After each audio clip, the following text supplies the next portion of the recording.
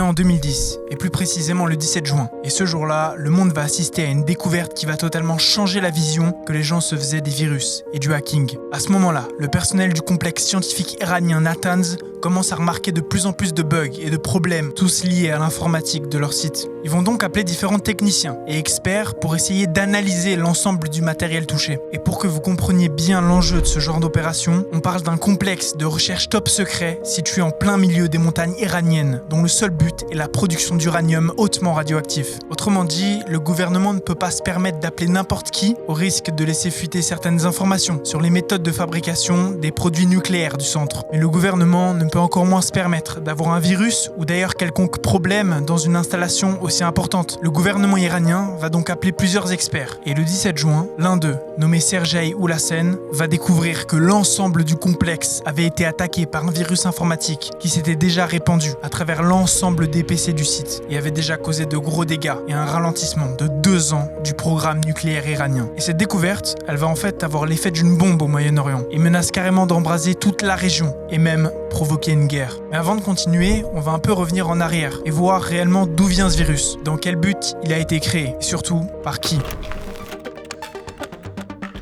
En 1957, l'Iran décide de lancer son propre programme nucléaire. Et pour ce faire, le pays sera accompagné des États-Unis dans le cadre d'un projet nommé Atom for Peace. Et ce projet, il vise à rendre l'ensemble de l'énergie nucléaire accessible aux pays émergents et aussi à éviter l'utilisation du nucléaire comme une arme. Et grâce à ce programme, l'Iran va pouvoir se lancer dans la production d'énergie nucléaire en créant en 1967 un laboratoire de recherche possédant un réacteur conçu à cet effet. Et ce réacteur, il va marquer le début des ambitions nucléaires iraniennes et de cette coopération étroite avec les États-Unis. Mais en fait, la volonté de collaborer avec les États-Unis et de moderniser l'Iran, idée du dirigeant de l'époque, Shah Mohammad Reza Pahlavi, ne va en réalité pas plaire à tout le monde. Et en 1979, une opposition au régime se développe partout en Iran et plusieurs émeutes se produisent, lors desquelles des centaines de civils sont carrément tués, ce qui va directement amener à une révolution dans absolument tout le pays. Et après ces événements, le Shah va définitivement quitter l'Iran dans l'espoir initial de calmer les révolutionnaires. Mais en fait, cette action désespérée ne changera absolument rien à l'issue du conflit. Après cette révolution, la République islamique d'Iran sera proclamée, soutenue par le peuple, et Khomeini deviendra le guide suprême. Il effacera tous les rêves de modernisation existants en coupant les ponts avec l'ensemble des pays occidentaux, notamment le principal allié du Shah, les États-Unis. À la suite de ces événements, les projets nucléaires iraniens vont officiellement cesser, dû au fait, vous l'aurez compris, que le pays ait rompu tous ses liens avec l'Occident et qu'aucun pays n'accepte encore de les soutenir. Mais cependant, en 1990, l'Iran va passer un accord historique avec la Russie.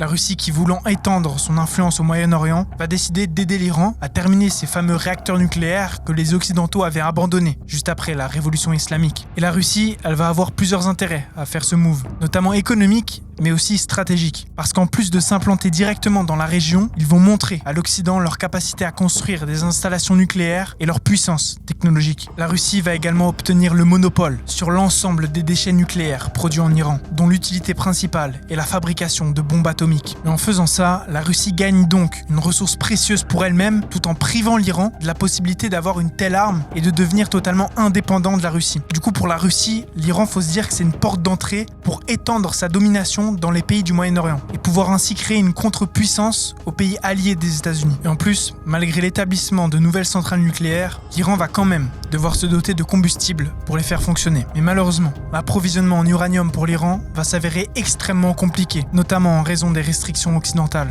Et l'Iran va donc devoir devenir son propre fournisseur de combustible nucléaire. En 1990, le gouvernement va donc construire dans le plus grand des secrets le site de Natanz, qui va littéralement leur servir à enrichir l'uranium et à le rendre utilisable dans leur centrale nucléaire. En 2002, un groupe de résistants iraniens opposés au régime a révélé à l'ensemble du monde l'existence de ce site et les dangers qu'il présente aux yeux des pays occidentaux. Et après avoir mesuré le danger qu'elle représentait, les Américains vont s'allier à Israël pour lancer l'opération Olympic Game.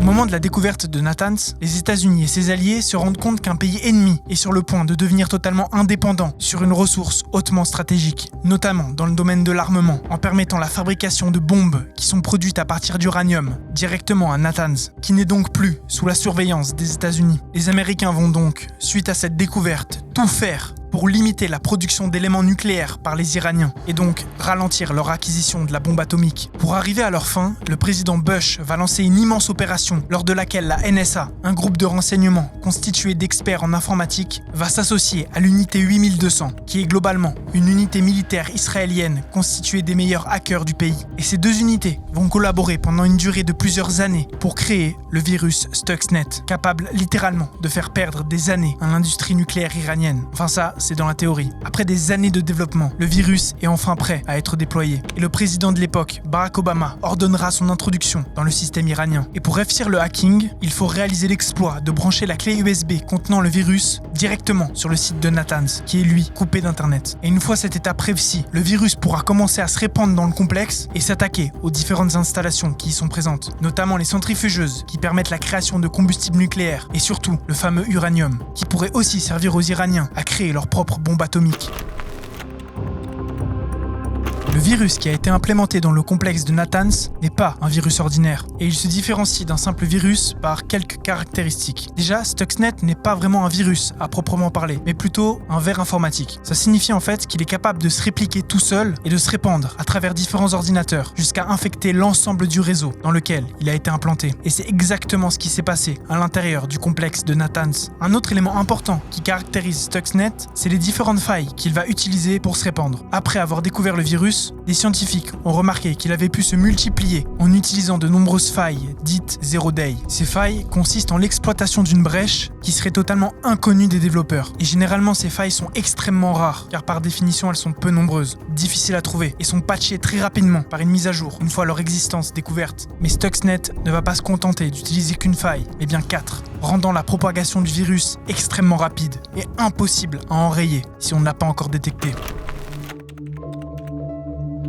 Comme expliqué en introduction, Stuxnet a été découvert par Sergei Oulassen en 2011, puis a totalement été supprimé par une mise à jour corrective. Bien que certaines versions du virus aient totalement réussi à s'infiltrer dans des infrastructures iraniennes, comme la Mobarak Steel Company, qui est littéralement le plus grand fabricant d'acier du Moyen-Orient, l'activité du virus n'a pas duré très longtemps après sa découverte. Mais en fait, une autre conséquence de sa découverte est que la diffusion du code du virus a permis à certains hackers de créer de nouveaux virus sur la base de celui-ci, notamment des logiciels espions particulièrement dangereux comme Duqu ou Flame. Mais cette opération aura quand même ralenti 2 ans de programme nucléaire iranien, leur faisant donc perdre énormément de temps et d'argent, tout en devant totalement revoir leur structure réseau et l'ensemble du complexe de Natanz. Mais ce que vous ne savez pas, c'est que cette attaque aura potentiellement aussi permis d'éviter la guerre. Car si Stuxnet n'avait pas été implémenté à Natanz, Israël aurait sûrement bombardé leur site pour empêcher l'acquisition d'armes nucléaires par l'Iran, ce qui aurait entraîné une réponse militaire iranienne et plongé l'ensemble du Moyen-Orient dans un conflit de grande ampleur. En plus de ça, cette attaque a réellement changé les méthodes de guerre modernes, en y ajoutant une dimension informatique, ce qui était totalement ignoré à l'époque, mais qui est très rapidement devenu crucial, surtout à l'heure actuelle, où le hacking et l'espionnage informatique entre pays ennemis peuvent avoir de très lourdes conséquences. Stuxnet a également montré qu'un virus pouvait avoir des conséquences bien réelles